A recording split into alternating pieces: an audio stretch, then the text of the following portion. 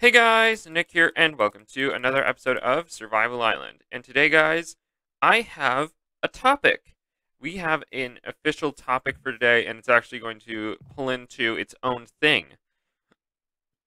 This is my Pokemon Black and White review. Kind of. Basically, I did a playthrough of Black and White recently. I've talked about this, and I was going to review the game since the DLC's ending.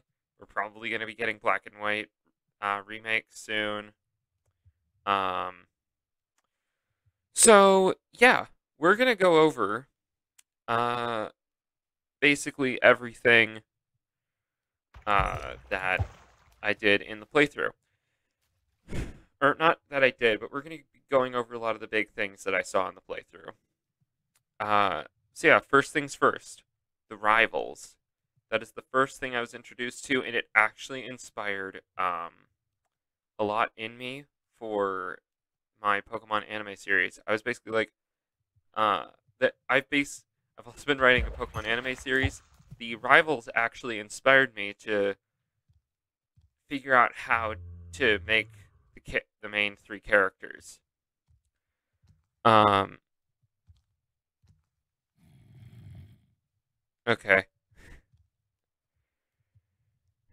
Next, the starters. Every Pokemon game has starters. These three. I love the base forms. Second forms are all right. Third forms are they've kind of grown on me as their own Pokemon, but it's like me with the Kalos starters. They're good as their own Pokemon, but as starters, I'm not sure. Especially with like their pre-evolutions, it just doesn't feel right. I did choose Oshawott though for this. Oh yeah. I I like how you destroy the bedroom at the beginning of the game. I think that's hilarious. I don't know why. I just think it is. Um I also think it's funny how the first battle is programmed for you to win. I got hit by a critical hit, and then Charon just kept on using Leer or something. Yeah, he kept on using Leer. And I was like, you could so easily just end it right now. How have you not? Like, he's programmed to continue using Leer even after you're at minimum defense.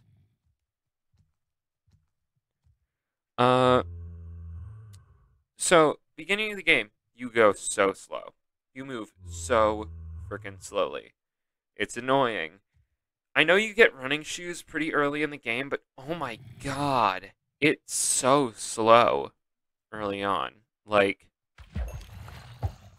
gotta say, so slow. Bianca's dad understands the meme.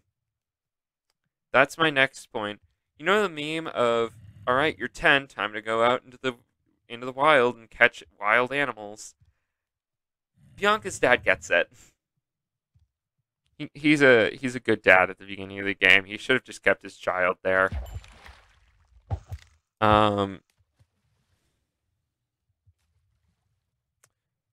Professor Juniper's study of the origins of Pokemon is actually pretty interesting. Because she's like Pokemon professor, and origins of Pokemon is the main thing she studies, and I think that's pretty cool. I think that's pretty neat and interesting. What's next?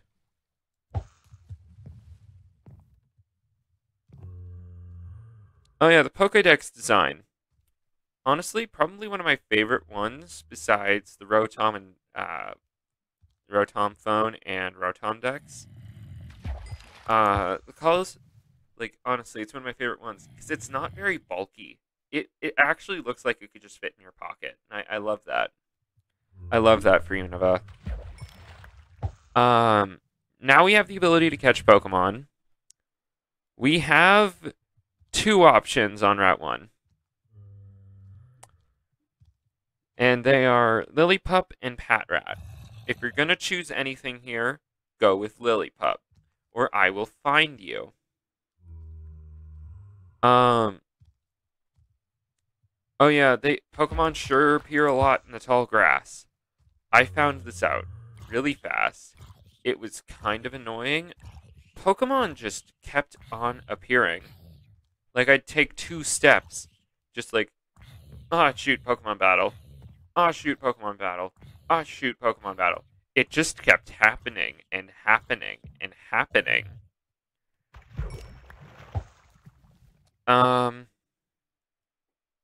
So, yeah, good for trying to catch specific, like, 1% chance Pokemon, but there is a problem with it later on that I'll get to. While I love N, Team Plasma is not one of my favorites. I don't understand the hype. I really don't. Um, Getsis, he's just too much of a politician for me.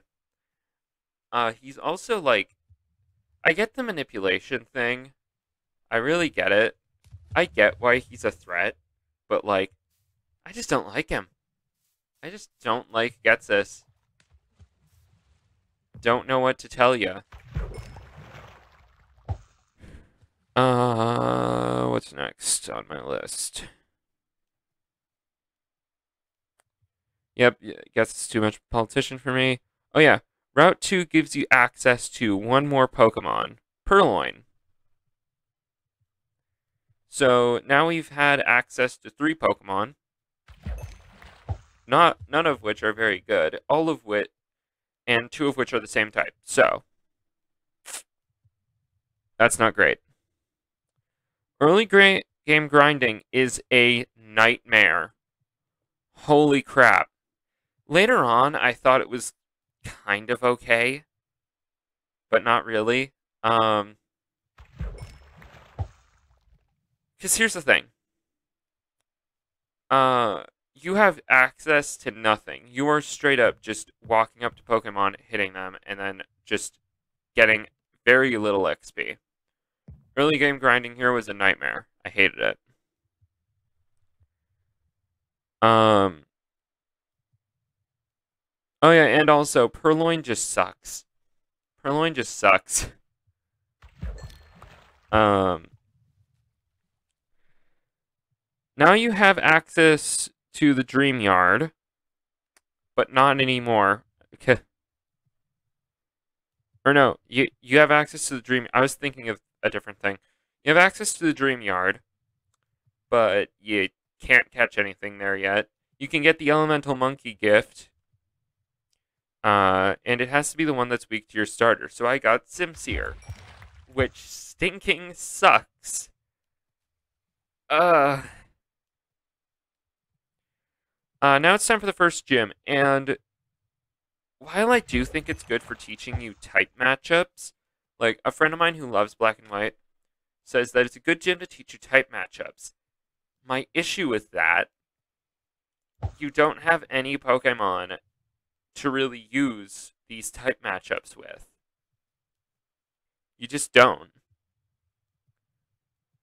Because the 5 Pokemon you have access to, like, you'll be facing an Elemental Monkey that's strong against your starter, which is bullcrap. It's bullcrap, guys. Come on.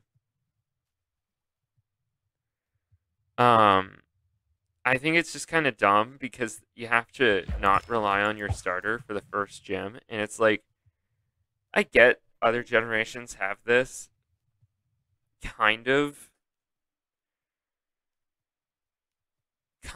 Yeah, kind of.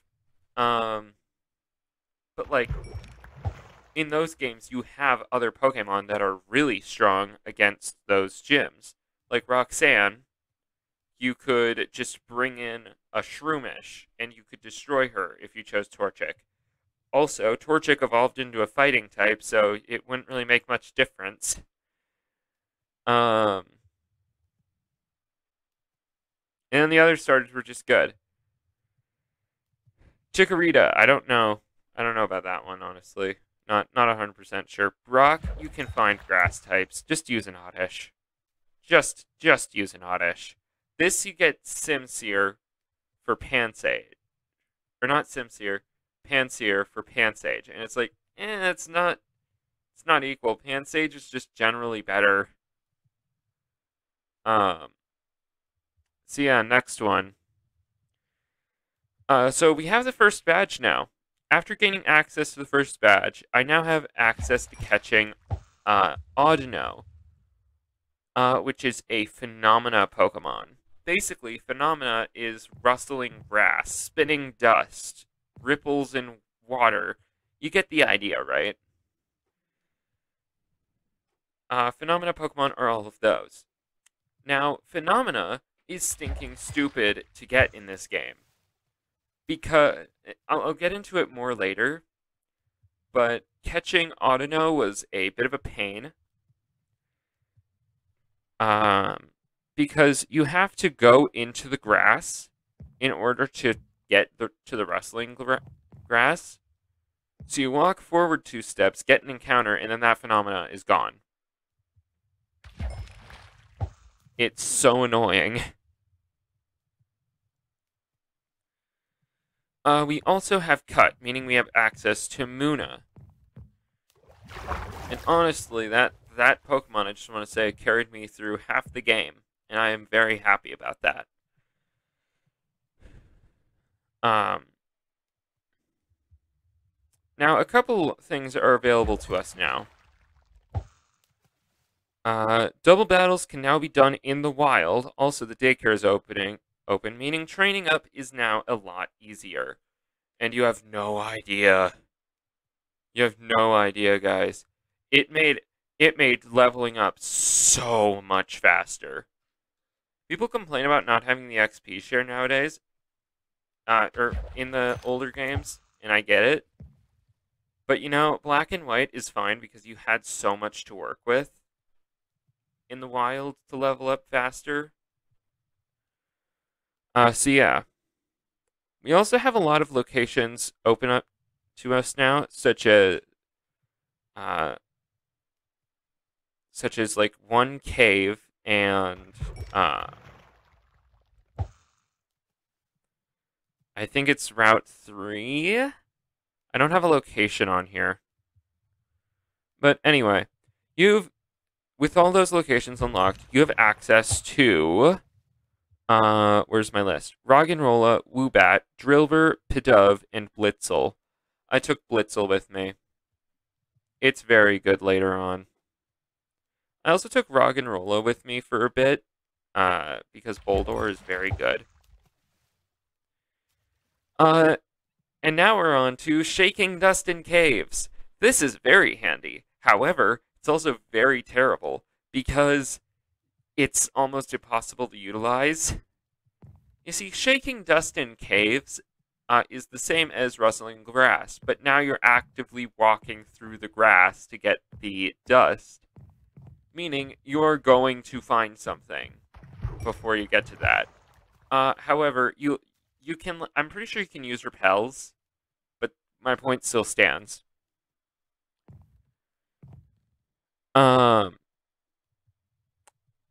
Now we've reached Outer Pinwheel Forest, meaning we can catch Timber, Timpole, and Sock. Oh, and Throw. You can catch them both using Shaking Grass. However, other version exclusives don't work like that, and they should have. That would have been so nice. I don't understand. Pokemon, why are you doing this to me? I can't complete the decks in this game now. Oh yeah, and repels. They suck in this game. They absolutely suck in this game. Because the only thing that's different between a repel and a max repel in the Now games is... Okay, not the Now games. The Sun and Moon games is Pokemon would, like, not go over to you for longer. In this, you can still encounter them just at the rate that you would in games like Omega Ruby Alpha Sapphire and X and Y. So you're just countering them at the normal rate, which is dumb. Um, Now, even with everything that I had gotten, it took a very long time to level up for the second gym. That is kind of on me. I did not realize that the Pokemon in the dark tall grass would be higher levels, and I was going for double battles so that I could get done faster. So that was my bad. But whatever. It's fine now.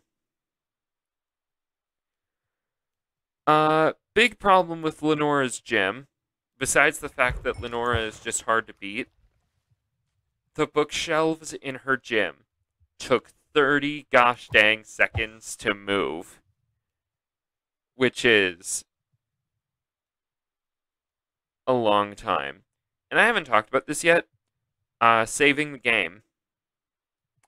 It takes a solid 12 seconds. I get this was a game for the DS, but oh my god, that is a very long time. Anyway, we beat Lenora, so the next... let's get the third badge next. With access to the inside of the Pinwheel Forest, we've gained access to Swaddle, Venipede, Cottony, and Hedalil. I actually took Swaddle with me. Because I wanted to try out Leaf Annie, and it was very good. It was not bad, which was surprising to me. We got to Castelia City, and I really wanted to find the Battle Company so that I could get the XP share, which would make grinding easier. And it did. It made it so easy.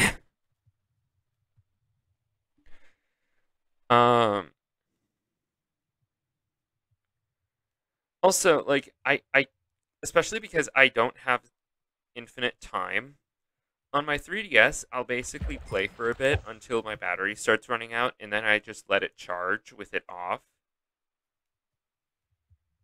So my 3DS battery, it lasts like a good 5 hours, but it's not great because I have anxiety, and I don't want that charger to break. So, yeah.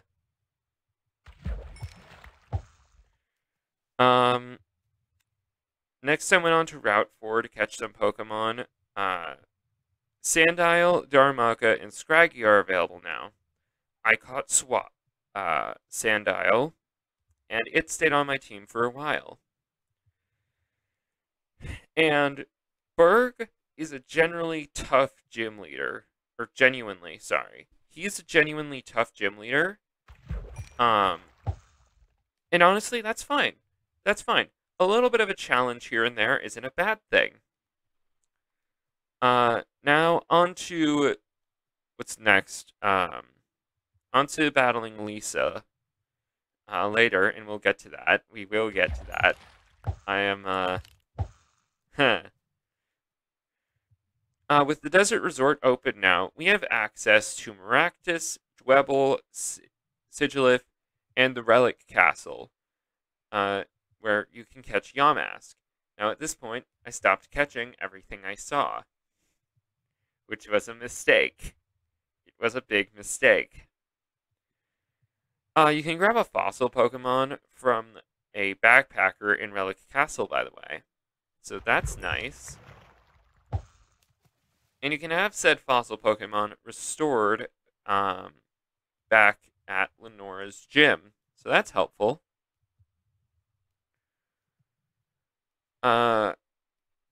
Next, I like the relationship between Bianca and her dad. I think it's pretty sweet. You know? But yeah, we now have access to routes 5 and 16. On Route 5, we have access to Trubbish, Mincino, Gothita, and Solosis.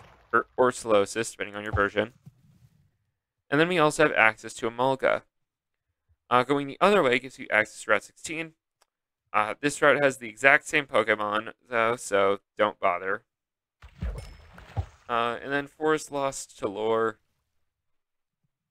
is like an event. That's like an event place for Zoroark or something, so not great. They have a lot of event locations in Black and White, by the way. There are so many. Holy crap.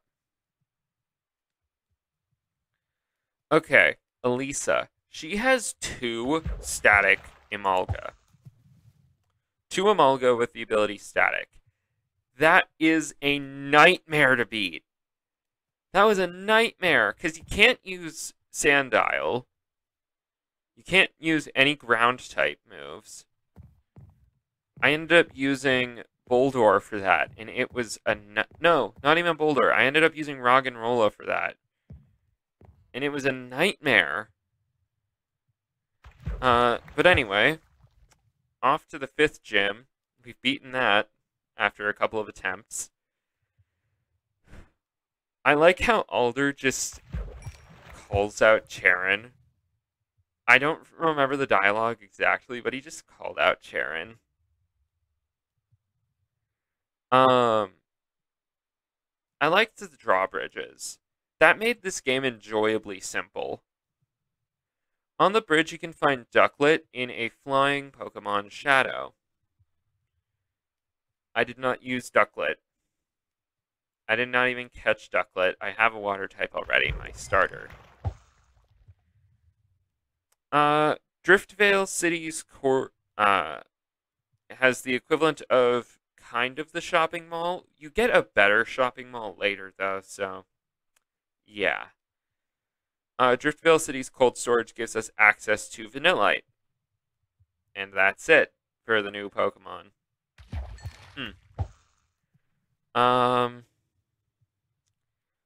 We also have access to Route 6, which gives us Carablast, Deerling, and Foongus, which evolves into Amoonguss, or Among Us. Do do do do do do do do do do. All right, back to Pokemon.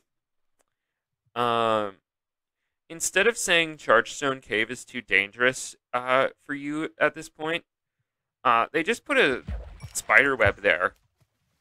I think that's cool. That makes it so that they're not patronizing you all the time, or are just like, hey, yeah, there's a very major inconvenience here. There's a Tauros blocking your road. I thought that was a major weak point of Sun and Moon. I'm gonna be honest. Thought that was a pretty big weak point. So that was nice that they changed that. My battle with Clay was probably my favorite gym battle to this point because it was very intense with me using the same amount of Pokemon as him. It was very intense. And honestly, it was a heck of a load of fun. I loved it. With our 5th badge, we can, we get Fly. That's handy. At the time, I did not have a flying type to use.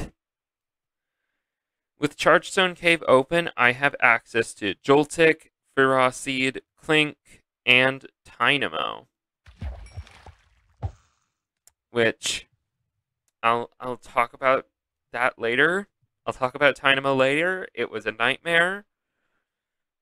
In my opinion, though, Chargestone Cave is a brutal journey. It's a giant cave, so if you don't take the beaten path, you will get lost for hours. And you keep on encountering Pokemon every 2 steps. My journey through Chargestone Cave was 2 hours. And 2 sessions of my playtime. That's insane. Yeah, caves in this game were not fun.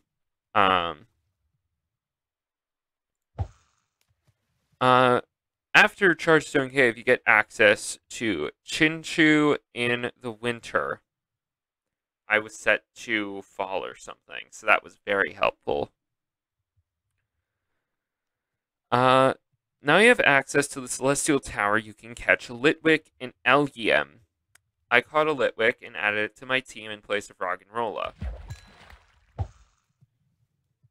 Uh, Next we have the triple or rotation battles, whatever we call them.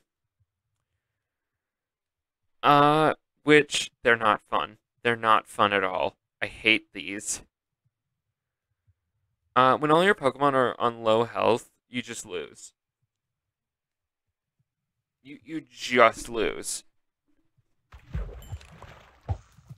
I have it stated here again, even though I've already gone through this. Repels are very bad in this game. Now that we're at the top of Celestial Tower, don't forget to subscribe and hit the bell.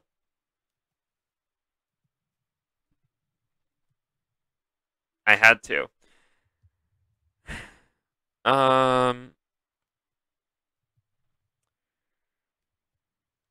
It did not take me long to train up for this gym.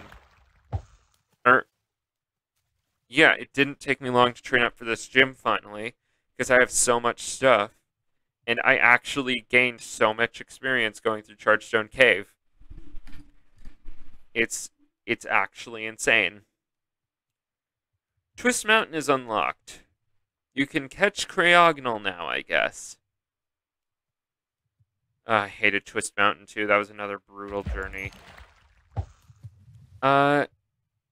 In Icarus City, you can catch Shelmet and Stunfisk. But why would you do that? Who the heck knows?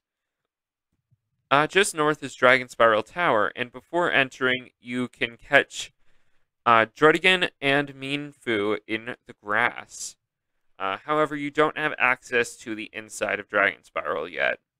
However, you can use Surf to catch Basculin. Once again, why would you do that? Who the heck knows? There aren't any really good flying type Pokemon that can learn Fly in this game, making it way harder than necessary. And at this point, I decided to go with Sigilif. However, I did not have one in the box because I stopped catching Pokemon around that time. And I was just like, oh, you've got to be kidding me. And we're at Route 8, meaning my journey is going to be very long. And I have to make the journey back to Relic Castle at some point anyway. So, I just decided not to bother with it. I decided I'd just wait, and do a nice little walk back, you know?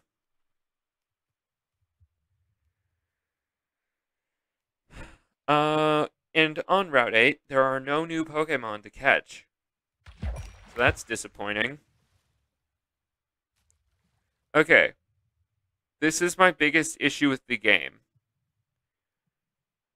You'd think at this point, we're at the 7th gym, and you'd think at this point my Pokemon would be all fully evolved. They're not.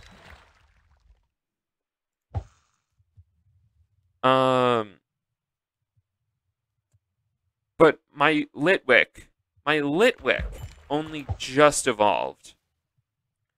Same with my starter. This is the late game. We should have done this a while ago. As a matter of fact, half my team at this point was not fully evolved. And we're at the 7th gym. I didn't get it. But with the 7th badge, Dragon Spiral Tower's interior is now unlocked, giving us access to Golett, which is actually a really neat Pokemon, and I'm surprised I didn't use it. Wait, why didn't I use it? Oh, I know why. A point I'll get to later. I did not actually at this point have the HM for Strength, because it's not required to be obtained, however, it is required to use. So I just have one question. What the frick? What the frick? They've gotten better about that in recent games, making only non-required HMs needed, but that was kind of dumb. So at this point, after going to Dragon Spiral Tower, you are required to go all the way back to the 2nd gym. And I did not have Fly yet. And I was so stubborn that I just didn't equip a random Pokemon onto my team and flew back. Instead, I decided to walk all the way back.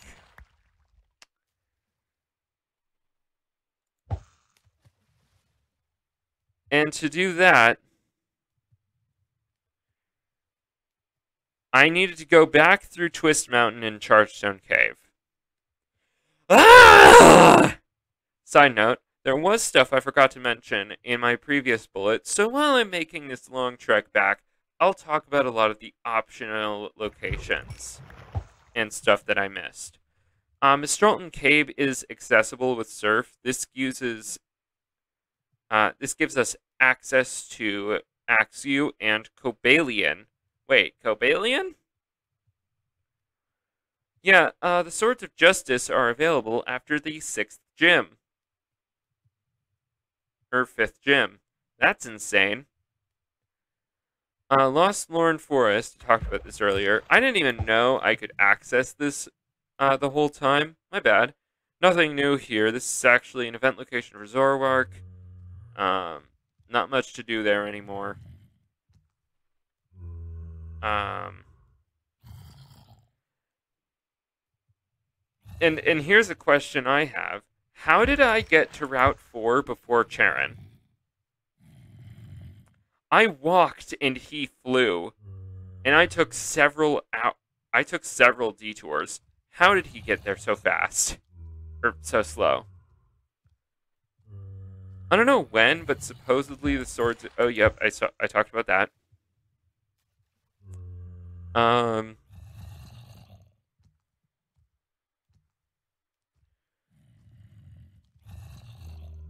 We are lucky I was willing to use Sigilif here.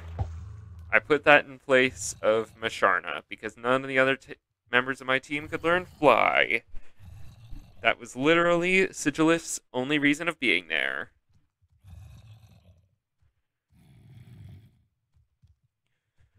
Oh yeah, and then there are a couple more areas that I forgot, such as Route 17 and the P2 Laboratory, and you can catch Frillish there.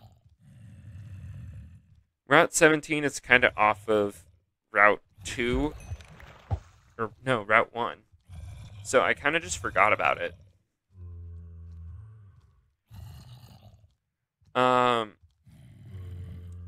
Next, we see that Bianca has kind of decided on her goals. And I was just like, I love this character development. Bianca's character development was kind of clean. That was a good job. Route 9, we're all the way back, because Fly, haha. Route 9 gives us access to Pawnyard. I'd love to use Bisharp. However, it's, we're at my biggest gripe with the game. I can't use quite a lot of Pokemon that I'd really like to use because they'd have to get really over-leveled. If you stay on the level of every single gym leader in this game, there are a bunch that you just won't use before the end of the game. Braviary and Mandibuzz evolve at Ghetsis' level, which is level 54. The final boss of the game is level 54. Mandibuzz and Braviary evolve at level 54. Dano evolves 4 levels before this fight, and then evolves into Hydreigon 10 levels after this fight.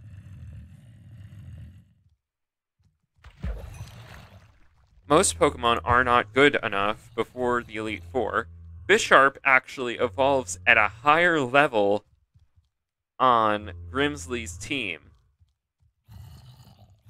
which is really weird. He has an illegal Bisharp that he got from the Alola region.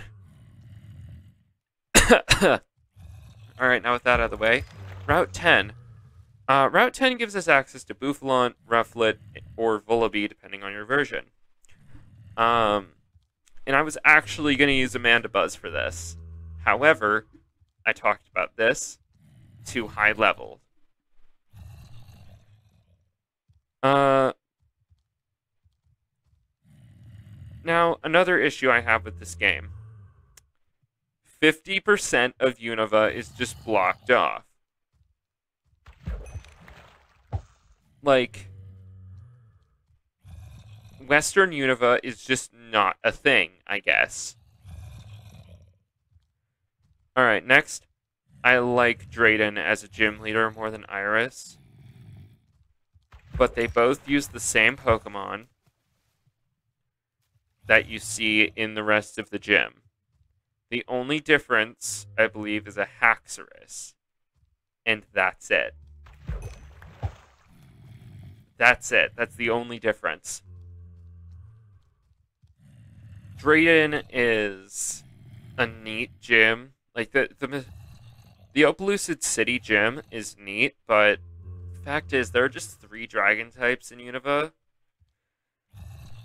So, it's not that interesting.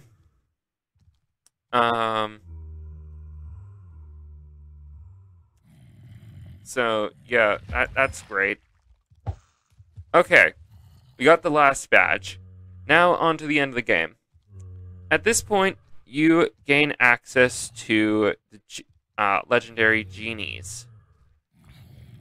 Tornadus and Thunderous. Landorus is available once you get both of them, which is not possible. It's just not possible. The badge check gate in this game is actually pretty cool. Showing the gates with all the badges, showing an area that kind of shows off that badge. I thought it was pretty neat. I actually went through the badge check gate before taking on Drayden, and it was pretty neat. That is the final roadblock in the game.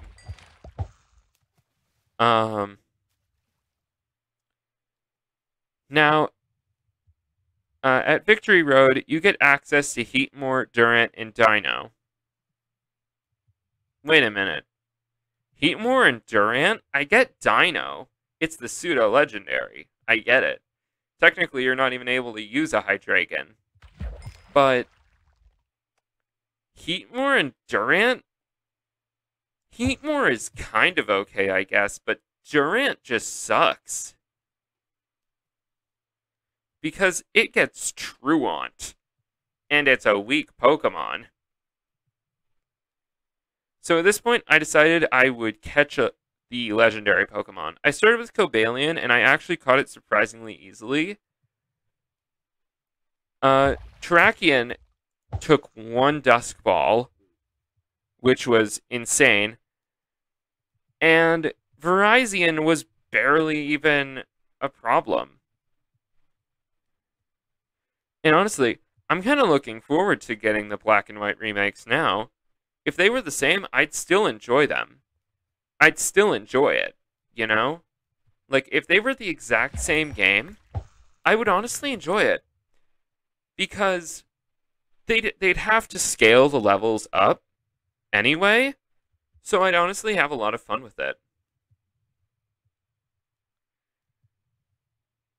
I used my Master Ball on Tornadus because it can flee, so, yeah. Yeah, I'm very much looking forward to catching the Swords of Justice in, like, a Team Aura playthrough. I think I'm going to have a lot of fun. Alright, so, the Elite Four. Let's get into it. We're going to skip Chantal, because nothing really interesting happened there. I do think Chantal is interesting as a character, though. Grimsley has an illegal Bisharp. I get why, but the fact that they have to do that proves my point again. Like, come on, guys. It was too high level to evolve. You could have at least... And that's not necessarily a thing where you, like, need to make the level of the final boss higher. No, not at all. Just lower the the evolution levels of these Pokemon. Sleeping Beauty Caitlin over here has a pretty strong Pokemon, and she covers her 3 weaknesses pretty well. Marshall was insane. I don't know what I meant by that, but Marshall was insane. Quick question, though. After defeating the Elite Four, you have to take on Team Plasma in their castle, which forms around the league. How did they build that? How the frick did they build that? And then I have to say it. Avengers! Assemble. Yeah, Getsis and N were pretty tough battles, especially with Getsis's illegal Hydreigon. He has a level 54 Hydreigon. How the heck did he get that? Okay, this game was great, but the credits were just words on a blank background. Nope, that was wrong. It was Zekrom. Alright. So, post-game. The story of finding the seven sages is pretty uninteresting. I'll be honest, pretty uninteresting. You basically unlock all of Eastern Unova now, and everything... I'll get to that in a second, actually. Also, Pokemon from other regions are now unlocked. That's cool. It took me till the post-game to find the Waterfall HM. Let's see, what else?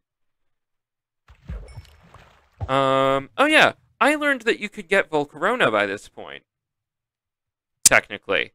You could get a Larvesta egg. But that doesn't evolve into Volcarona until level 60. Okay, maybe not the best idea, but you get the idea. Okay. I found a battle on Route 2 that I was yet to do, apparently. That's funny. So, now to fight a trainer on the new routes. Oh my god, it's level 63. I am level 54. What the heck? Why? What is happening? Why are they so overleveled? I went after Volcarona.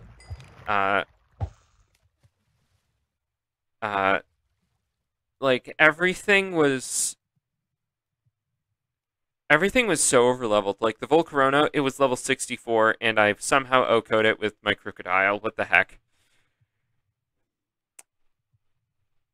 The location, Anvil Town. I forgot to mention this before.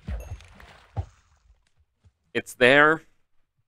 It's nothing there, but it's there. Moving on. Alright, actually new locations. The entire Eastern Unova is now yours to explore. Let's have some fun. Undella Town. I did not end up fighting Cynthia. I nearly did, but then I lost interest. I lost interest in grinding. So I didn't fight Cynthia at that point. Why are all the battles on these routes 75? I need nearly level 80 Pokemon to get to this point. I haven't even broken level 60. While I'm leveling up, one thing I'd like to say is, N is a hypocrite. He complains about how the player uses Pokeballs, yet he also uses Pokeballs. And that was it for the review, because I ended up losing interest in the playthrough and never ended up fighting Cynthia or Alder. Alright, and that's it for my Pokemon Black and White review. Overall, fun game, but has a couple of glaring flaws. But anyway, guys, that's going to end this video here, because I have to use the bathroom really badly. So yeah, tell me if you want more content like this in the future, and maybe I'll make some, who knows? Maybe I'll review a different game. So yeah, guys, if you enjoyed, remember to like, comment, subscribe, turn on notifications, share this video with everyone you know and love, and I will see you all later. Bye!